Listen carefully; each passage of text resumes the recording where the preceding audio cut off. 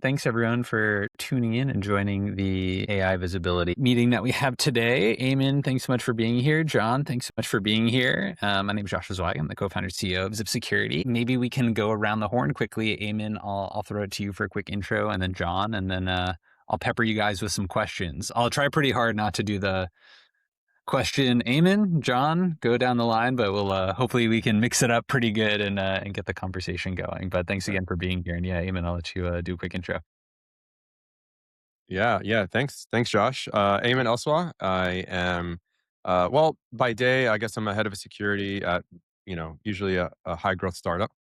I'm also a bit of a coffee nerd, so I got my espresso here, and like as Josh, also birds of a feather.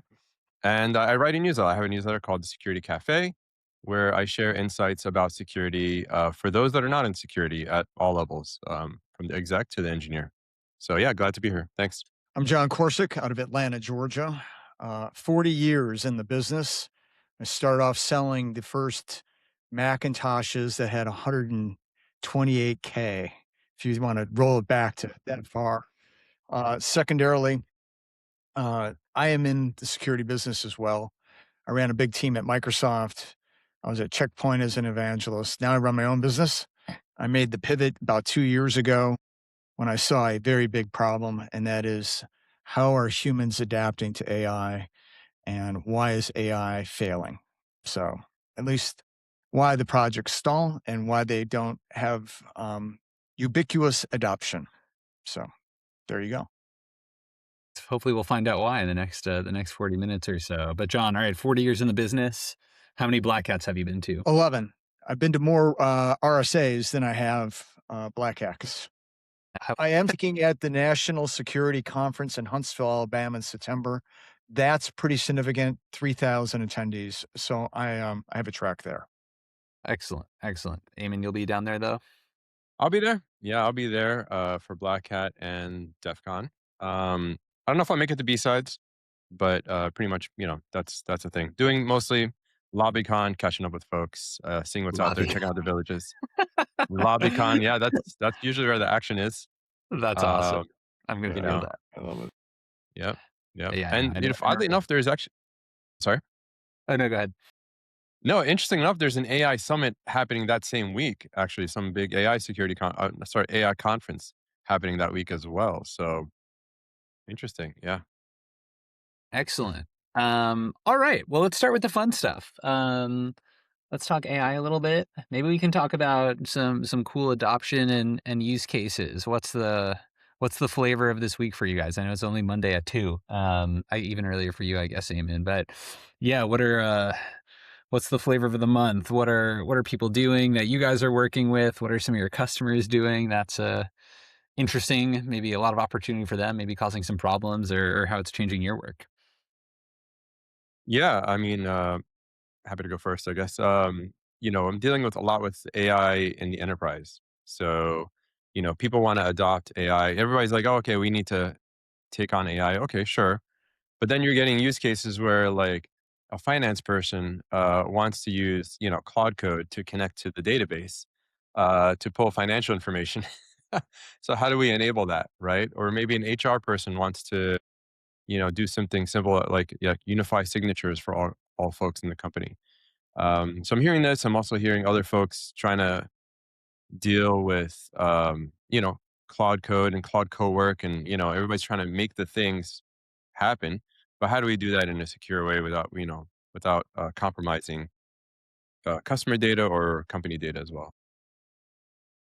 All right, John. Well, I know I said I'd try not to, but we'll at least start with this grounding question for you with the same question. Yeah, what are the common themes in the conversations you're having about how are people, being enabled by and using some of these technologies?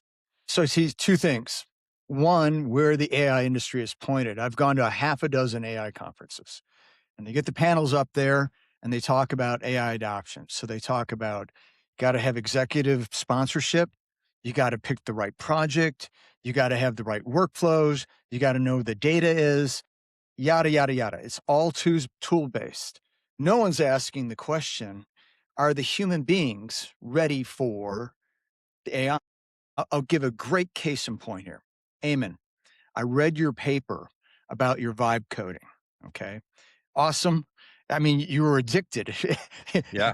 I mean, you could probably talk about, I mean, like, but here was the thing that I found fascinating. It's the way that you approached AI. You got to the point where you were interrogating your LLM. You were questioning it. You were challenging it. You were telling it to bring out code. And I don't trust that code. I want to do something different. At least that's what I got from that. That is 18 years of experience there. Now, let's just flip it over to the HR person you just mentioned. Do they have your 18 years of expertise? They do not. And this is where the problem, I think, lies because AI is a mirror. It will amplify Eamon's capabilities and his 18 years of expertise, but it'll also just plow over the person that has no expertise and give them something that looks really great. And they're going to go, oh, that's good. Okay. And then they roll with it and it's totally wrong. And that's what I'm seeing out in the market. Cool. That's great. Right. So we're talking about what some of maybe the healthy skepticism and intuition for the limits of computing that we've gotten, spending a lot of time around computers and in the industry, and especially in computer security.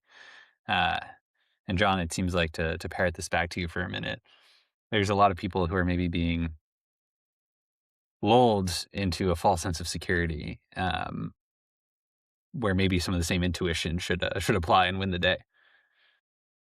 So what do we do? What happens from here? So I'll take a stab at it with your company, Josh. I think that your company, Zip, is doing something the market needs. Most people do not have the ability, if they have under 100 employees, to hire a CISO. You're just not going to go out and hire a $250,000, $300,000 guy to run your security posture. So what you're doing is automating that.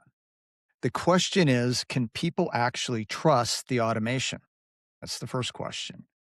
But the second question is more important. And I think that the next wave of technology for AI providers like yourself is to provide the learning and the teaching of the people that I just articulated, the 2-year person that is actually inheriting this. And they're responsible for, making sure that everything runs in that they're the named person in their company that's going to be interfacing with the AI. And they're learning as they go because Eamon and we've been in this business a long time. The hard part is the reps and getting it in and learning, and AI kinda skips that. If you can get that incorporation of teaching people why also protecting them, I think that that is the next great thing. So maybe let me offer a bit of a framework here, and I wonder what lessons we can learn from history and previous waves of technological adoption. I think on this question of governance, right? This is always downstream of usage. Sort of starts people using the technology and the initial technological adoption. From there, it goes to, all right, we've sort of figured out the ways in which people use and create value and derive value from these technologies. And as you start to get a sense of those flavors, then you can start to build in the ideas of governance and say, all right, what are the things we want to happen? What are the things we don't want to happen? And what are the handles we want to have on this technology? So then we can build them in later. And then eventually you sort of get to much more, full blown state of governance where maybe there's a few too many handles and it's a little too confusing which ones to use and which ones to put where. But I'm curious if this is a framework, and maybe, Eamon, we can go to you here. Is this a framework that sort of resonates with you? And where do you think we are? Are we still in the phase of, hey, well, you can use AI or you can use it or not, right? You can use these models or not. I think a really interesting example from some of your work in the healthcare world too is, well, can we put PHI in this model or not? I feel like that's sort of the next logical step, but I'll throw it to you. Well, what's interesting is we've seen this before. The same thing happened when we went to the cloud. So what's amazing is, I was lucky enough to be there right at the beginning when we were, going into the cloud and everybody's transitioning. And that's how, what I was doing kind of accelerated. I was, really heavy in cloud security. And now same thing with AI security, and the industry is still trying to catch up. So we're seeing the same exact thing on a few different fronts. I'll kind of break it down. One is this tooling to secure AI is not there, and it's just coming out. It's very nascent. You won't find any, mature, like some companies that honestly, some of the established companies could retool and could take advantage because they're so embedded in the infrastructure, but they're not. So what's happening is you're having a lot of startups. I mean, it's going to be hard to find like a post Series A company that's trying to solve some of these unique problems. At the same time, the providers have limited controls, right? So back in the day, AWS didn't have a lot of controls like S3 bucket protection and all these kind of things that have really matured over the years. And so the providers are catching up, adding the controls, building in there, right? Um, while at the same time, people are trying to, there's two sides. People are trying to adopt it, and there's others that are like, no, lock it, like, do not use it. And honestly, a security leader that will, be the business of no and not allow it is, going to put themselves at risk, right? What we want to do is kind of help build guardrails where people can do what they need to do in that, guardrailed environment, do it safely, but also a little bit of education, like, hey, this is kind of all new. Here's what you should be careful for, and go from there. Regarding specifically what you mentioned about like PHI and things like that, well, there's certain legal frameworks that have to be in place, like having a BA and all that kind of stuff. But also the ZDR. That was a big thing. I just did a talk last week about ZDR. The ZDR, which is for those that don't know, is zero data retention, which means that the model provider cannot train their models on your data and they don't retain your data. So that's good, but then also limits your capabilities as well. And so you're going to find that like friction happening. We want to use the latest and greatest, but we have ZDR and we can't use it. So, how do we balance that? Yeah, I think one of the questions here, and especially when you look at the security industry and a lot of governance companies and this sort of thing, when they're built on top of open platforms, I think there can be quite a bit of creativity in how like kinds of tools that get built around them. When they're closed platform and people are operating off of like a very fixed set of APIs, there's only so much that you can build on top of that and so many differentiated like tools that you can build, which sort of always begs the question, will the best tools really just get built by, in this case, the model providers, right? The example would be, all right, if we're thinking about the security of Google Workspace, well, they can kind of build whatever they want when it comes to email security. And they can really constrain what other people can build by like what APIs and like functionality they have for the rest of the market to build interesting things.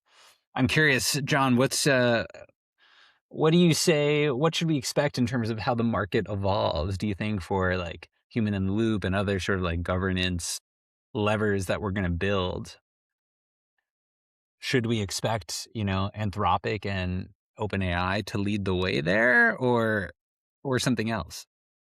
So the frontier labs are not going to get incredibly verticalized.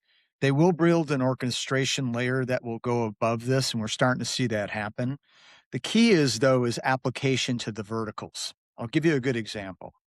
I just came back from the AHRA conference in Florida. This is one of the largest radiology conferences in the United States. So a combination of vendors like Siemens and GE and others, Shimatsu, who are making radiology equipment. Radiology has the most AI built in of all healthcare. The question is can the people really use it? That's the real key. And what you're finding is that since there's a gap in healthcare about the healthcare users, they have traveling techs and traveling nurses that spend 13 weeks at different hospitals. They come in and they experience a brand new thing. They fall back and say, you know what? I'm not going to use this AI. I'm going to go back to what I know.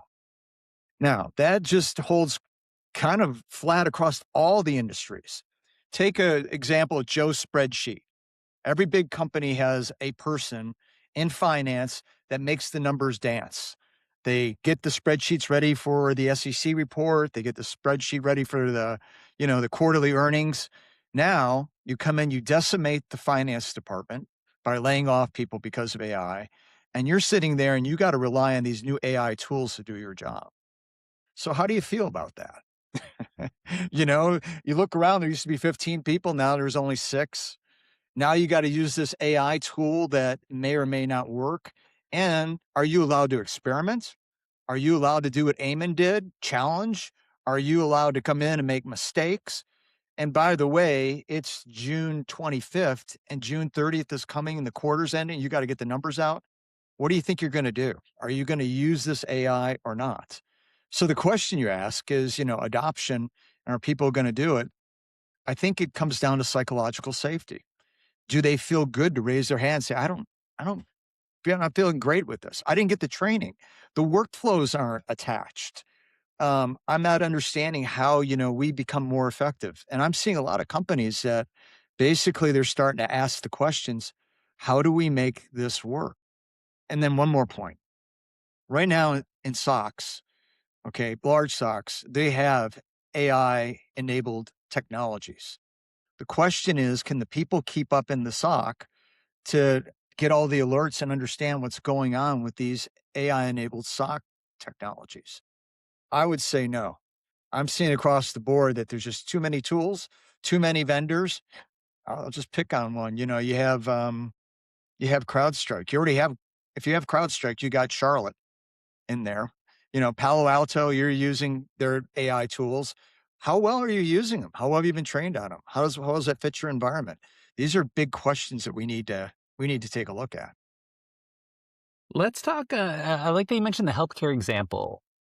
I'm curious, to what extent do you think that's an illustrative one, or for AI adoption, governance, and yeah, I think about these fields that are pretty well established, like healthcare, where there's quite a big, many tomes on medical ethics or something like this. Probably the legal field's another example where software engineering is not a good example of this, right? There's no like professional societies or codes of ethics or like any sorts of these things. But I think a lot of these fields have maybe had to contend with like pretty meaningful technological advancements before.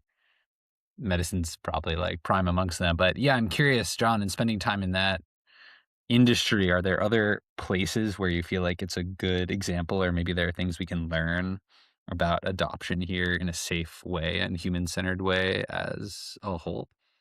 Yeah, I mean, look at this radiology equipment. They create false positives. And what I mean is that the scans are so good now with the equipment that the radiologist comes in and interprets the scans, but so does the AI. Okay, so now you got to discern between the two. Do I use this or do I use that? This is back to Eamon's vibe coding. The technician's not going to get a chance to challenge that. They're not because it's built into the hardware already.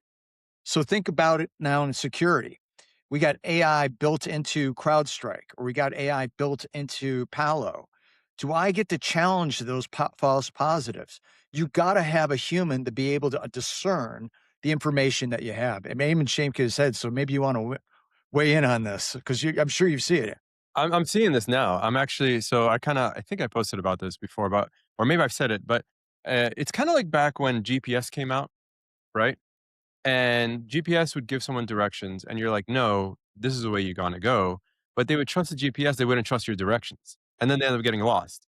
And so it's kind of, I mean, we've matured, but I think we're at that stage right now where people of all levels are relying on AI on all this stuff. But you're like, no, you really want to focus on this because we have the context of the big picture of the company that we're in and our experience. And the AI is only telling them something, and so they're kind of relying on the AI. So they're kind of running blind. So it's basically a scenario where you don't know what you don't know, and that's kind of dangerous, right? It's kind of scary. People are not reading books anymore, right? They're relying on AI book summaries. Um, they're just asking AI, how should I handle my security program? What should I focus on? Like what? So at the end of the day, people are reaching out because they don't trust well, the ones that know are reaching out because, hey, I'm not sure what really I need to fix on, right? Like, or work on, focus on. So, I think you're hitting it spot on. You need to have that experience, but what's going to happen is, we're gonna still we still require a lot of people with the experience to help discern, right? And but over time that might go away, and so the over reliance on AI is going to create a very interesting picture in the future, especially in the security world. We've Big seen some point. of the it's been interesting to watch the questions that people only would have asked to maybe like a trusted or highly paid advisor or something like this. We've started to see some questions come through like our support desk, which are like, hey, can we do these like 12 things that are like maybe right and maybe not? And it's like, where did this list come from? And it's like, Yeah. oh, this happened and like Claude spit it out. So like, can we do it or not? It's like, all right, this may be a good place to have a conversation about if it's right or not. But right, when you don't have the fundamentals, I suppose it's back to the start of our conversation to lean back on, things can get a little tricky when you don't know where to expect and where to expect things to be a And little here's deep. where it's accelerating. What happens when you start releasing agents into your company to automate things? So I'll give you a good example, and I'm not going to name the company, but this really happened. So company had agents to help them with ServiceNow, SAP, Kupta, and this is their workflow. This is to automate their inventory, their ordering, and their finance. Now they're getting a lot of their inventory from Taiwan. Agent finds out, okay, because it's looking at the supply and demand in Taiwan where they're making it. A typhoon's coming, or at least it looks like it. So immediately the agent then talks to another agent and says, hey, the supply is going to shut down. Let's go look at the inventory, which it does. And now they go to the secondary supplier. Secondary supplier is in Mexico. They spin up an instance there. They look and see if they can supply the parts that they're needed. They look at finance and say, okay, is this okay to do? And it is. The agents are behaving the whole way along. So what they did is they ended up ordering the stuff from Mexico. But here's what happened. The typhoon never hit Taiwan. It went around, and now the company has spent all this money and shifted everything over to Mexico. Agents did everything that they were supposed to do. 100%. They were compliant. They did exactly what they did, but there was no one to flag this in the loop to say, whoa, whoa, whoa, whoa. It did it automatically at machine speed. This is what we're going to see here in 2027 very quickly. The human in the loop has to be able to be designated to hit the kill switch. And same thing if something gets breached in security. You got all these AI SOC monitors going around, and you get an alert. Is that a real attack from a Russian, Russian state, or is that a false positive? The agents might react very fast. So that's going to happen for sure. I think So they let's call it talk. intuition. So let's talk about this for a minute. I think we've covered two things. We've covered a little bit about like the limitations today and some of the limitations we might to continue to expect, and some of the tools we might have to be able to expect in the future. John, maybe we'll start with you on this, but you know, for at least what we have available today in the state of play for the tools we have at our disposal to try to manage some of these things, for someone listening who's like, I'm at step zero. Where's step one? I want to put a foot out, where's step one? Like, what are the tenets of like a good program here? Maybe tell us a little bit about the wheel, but where do you start? You got to assess if your team's ready. Okay. So I'll go back to the Ayman scenario I was talking about. He was able to really improve on what he was doing with his LM because he had 18 years of experience. Your company may not have someone on their team with 18 years of experience. So where is that gap? Where does it lie? And why is it there? Is it because leadership is not bought in? Is it the workflow that's not done? Is it psychological safety? Are people prepared to be able to do this? And that is on the human side of the equation. I say you need to assess that first and then look at their capabilities to be able to manage this as it's been ruled out. So as they go from step 0 to step 1, what's the stressors? How are you measuring this? What does that look like? And, what are they doing? How are they reacting to this? Those are the things you got to get down in your company first that people don't even think about. Nor the flow. And Eamon, you can, tell me if they say this is true. People buy the tools because AI, we got to have it. Go out and play with it. Now put it in and build something, and we'll see if it works. I mean, that's kind of been the flow, and it's not going to work. So, Eamon, a lot of the companies you work with, I think they have these people. They're just kind of right on the cutting edge. They're fully going for it. I'm curious, what are some of the like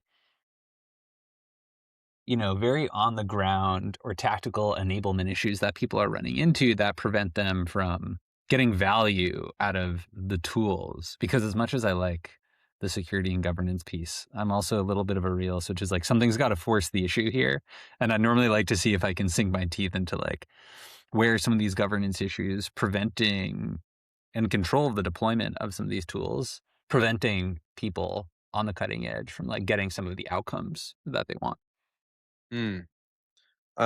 Well, one, to answer your question before, like when you're starting a security program, what is the first step? I actually have an article that says step zero, create a risk register, right? And like start there, know what your issues are, right? Put together a running list of what your risks or perceived risks are, right? And how you're going to handle them and measure them and all that kind of stuff. To answer your question about like how do you adopt AI in a way that still enables people but makes it safe, I think you need to take a layered approach, right? You can't rely on one single tool. There's no such thing right now. There's never been such a thing, right? So you take a layered approach. One, figure out what you're trying to protect. Obvious, right? Two, use native security tools of what that's built into your tooling to begin with, right?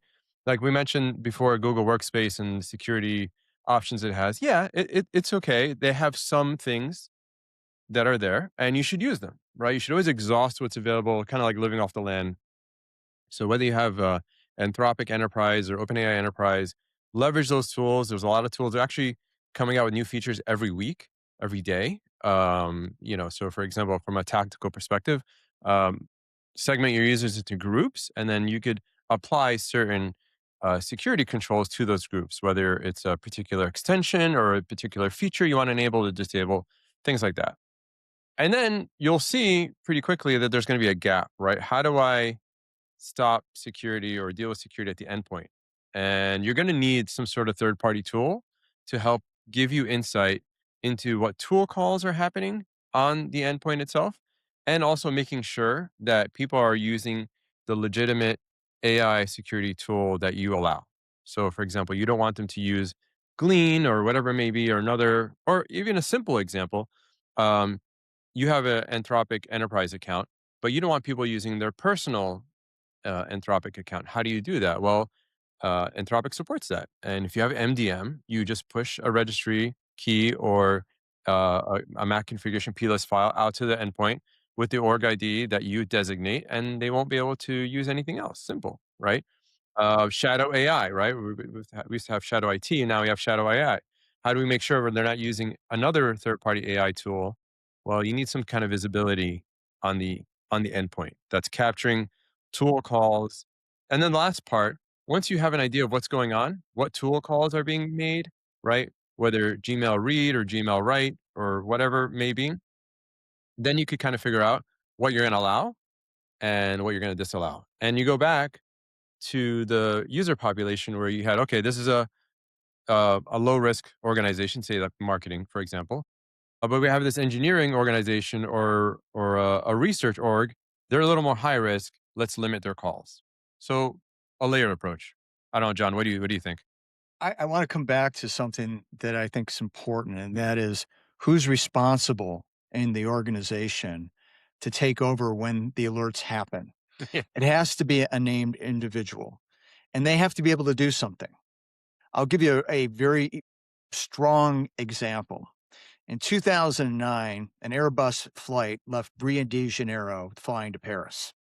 They get up to altitude, and all of a sudden something goes wrong. The autopilot, which they had on, just disengages. What happened was the pitot tubes froze, and as that autopilot was programmed, it gave the commands back to the pilot. So the pilots, they were unfamiliar with flying the plane at 35,000 feet in diagnostic, and what happened was 228 souls died. Now, here's the key. That plane was completely flyable, okay? The engines worked, the ailerons worked, the wings worked, completely flyable.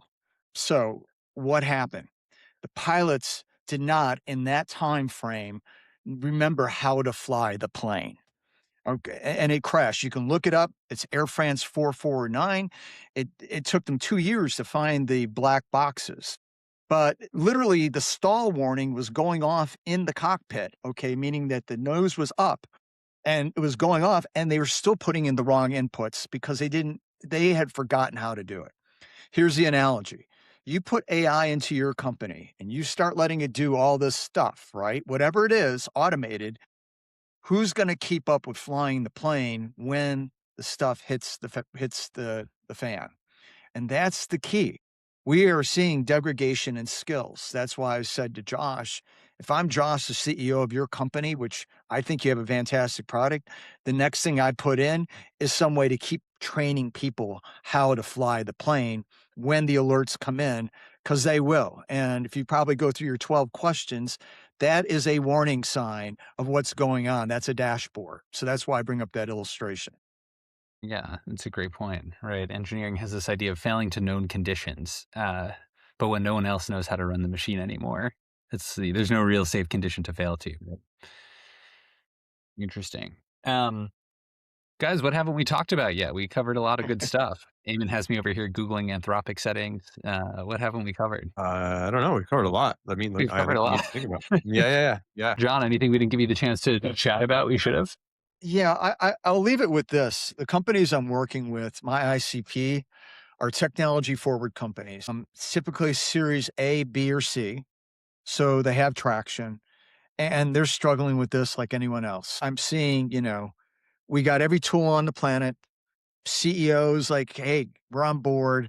The question is, how do we get value out of this, and how do we get more speed? It's time to value. Now, in the security space, it's a little bit different. It's about protection, but they intersect.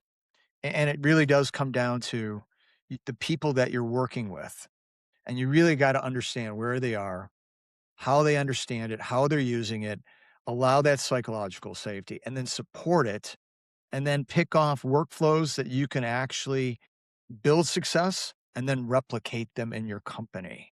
And that's, I would say, the thing that's really the thing I'm working on the most. That and this final thing, who's governing the governors? Once these agents are released, who's governing the agents, especially when they're working at machine speed and you get alerts and the consequences have already happened. They've already ordered $70 million from Mexico and not Taiwan, that kind of thing. So these are the things that we need to look at, and we need to do it very soon because the cat's out of the bag. Yeah, that's right. Amazing. Well, I think that's as good a note as any to leave it on. Yeah, we've covered a lot here. I think maybe at the crux of it, it's been a discussion around what are the tools that we have available now? What can we learn from maybe some of the other technology adoption cycles?